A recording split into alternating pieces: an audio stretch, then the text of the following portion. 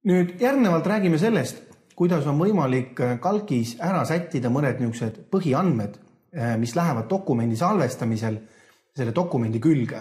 Näiteks siis nimi, perekonnanimi.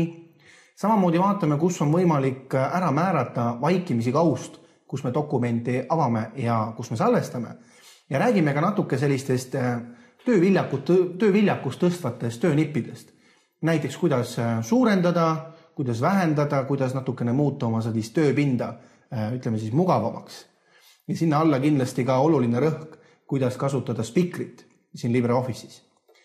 Nüüd esimese asjana vaatame siis, kuidas on võimalik ära sättida sellised vaikimisi andmed, mida teie dokumendi või siis kalki puhul täpsemalt töövihiku kohta kasutatakse.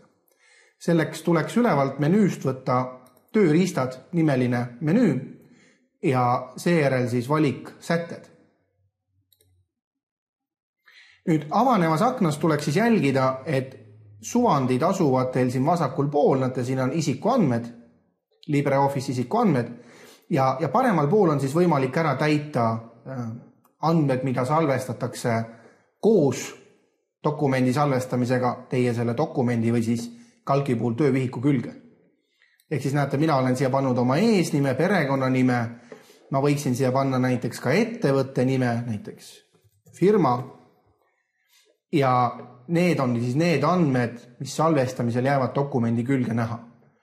Ja võib-olla teine oluline osa siin sätetes on asukohad,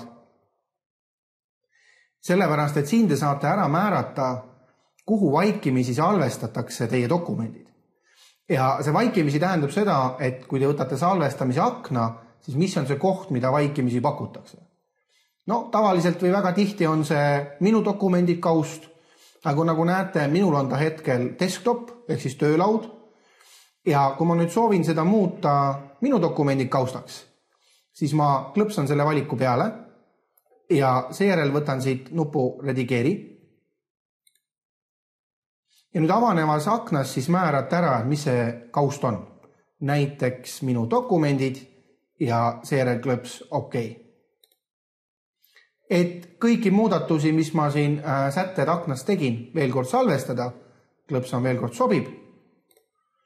Ja nüüd on need muudatused siis ka salvestatud.